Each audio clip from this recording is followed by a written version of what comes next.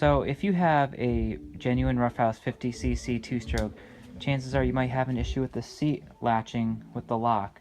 Mine would just bounce up and never really latch. It would kind of latch, but you can pull the seat up really easily. So I found a quick fix that solved my issue. So basically, my issue generally is that right here, there was a gap. And that gap didn't allow the locking mechanism, which is right here, these two pieces, for this to completely set in and lock this latch. So basically what I did is, you can see how it used to be, this groove right here used to be right into the slot.